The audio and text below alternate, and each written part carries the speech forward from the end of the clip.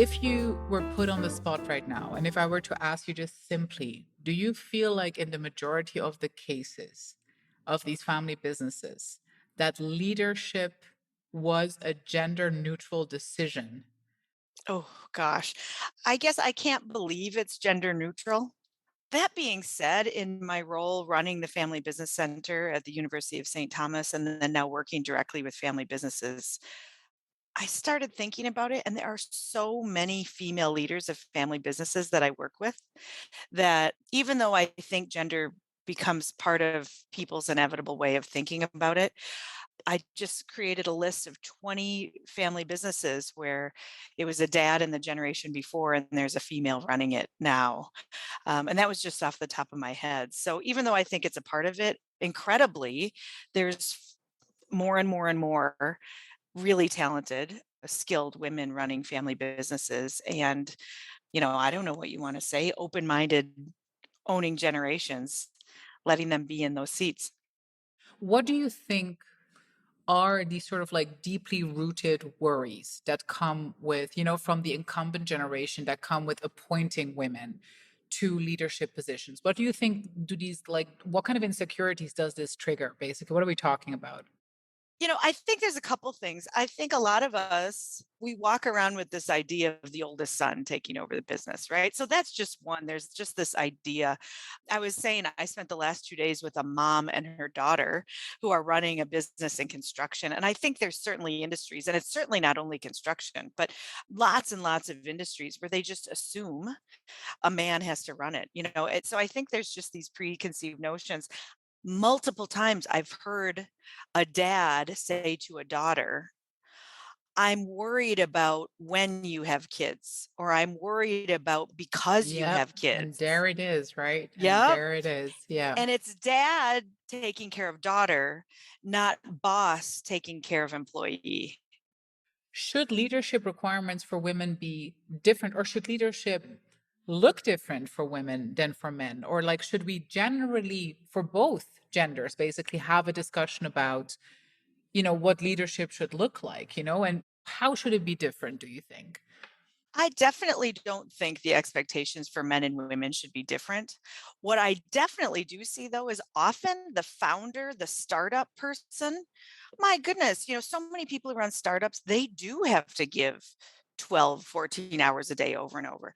Once a business has matured, it's 20, 30, 40 years, it doesn't need that anymore. It probably needs the same level of intensity, but it needs to look different.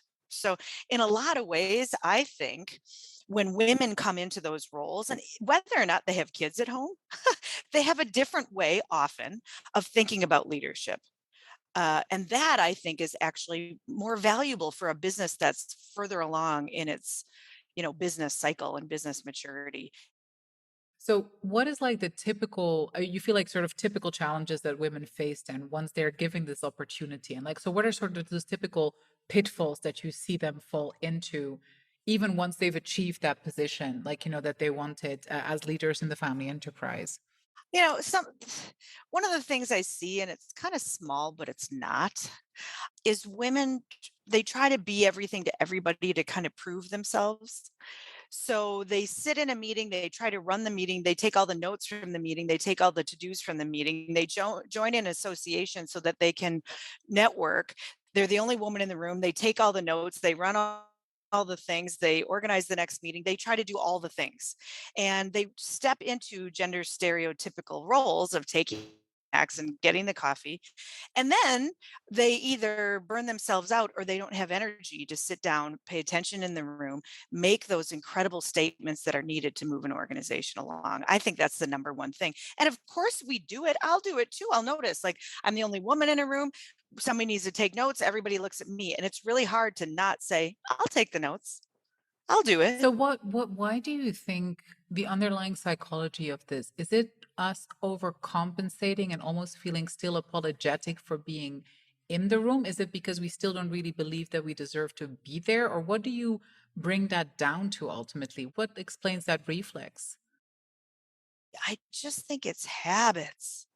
Habits, habits, habits. All the men look to the woman. They don't realize these are kind, nice, progressive people who love and support this woman. They have no idea. They just looked at her when it came time to take notes. They don't Like, realize it. what should family businesses do so that that look doesn't happen in the boardroom, shall I say? Like, what tools do they have at their disposal to enable diverse leaderships? I'm a big believer in, well, it's easier to change your actions than it is to change your mind. I'm a huge believer in that.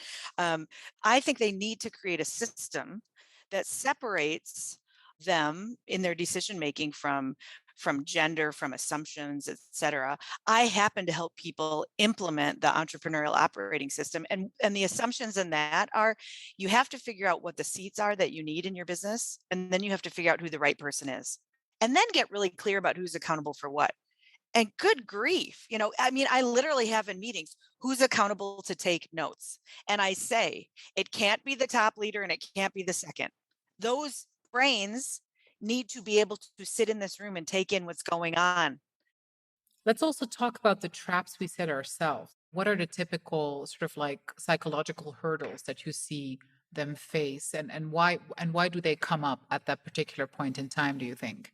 I think a lot of women bump up against two things. One of them is they want to be a little more collaborative. So let's go back to the boardroom. They might be the boss, but they don't want to sit at the power seat at the table. They wanna sit and be collaborative and not be the boss, and I think that can get in the way of them actually getting to create a collaborative experience. But she must, in my opinion, sit in that power seat at the table.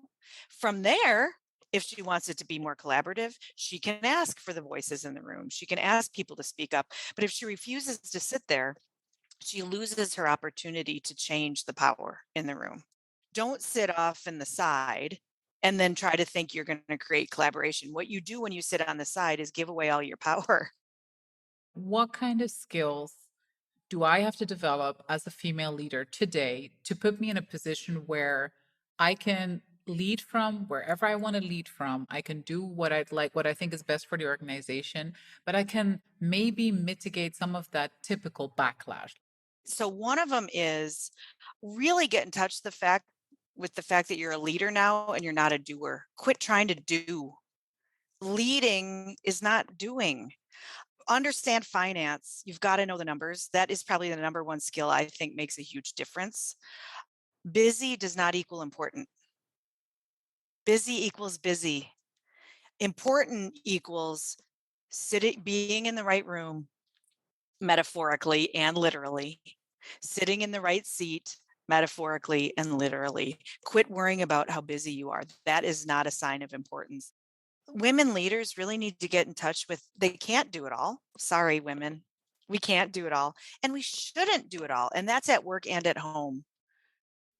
In this 21st century, like, what do you think are the mega trends in our favor that you're like, okay, as a woman, ride that wave, make yourself smart here, because this plays out in our favor when we want to achieve our goals? I think the door is open for business to look very different, and I think it is harder for the people who have had the power up until now to see those opportunities and to see what could be different. And our opinions and our voices about how it should be different, how it should have been different forever, have been ignored. And now the people with power are looking around going, what do we do? What do we do? And I think they're going to be more open to the answers.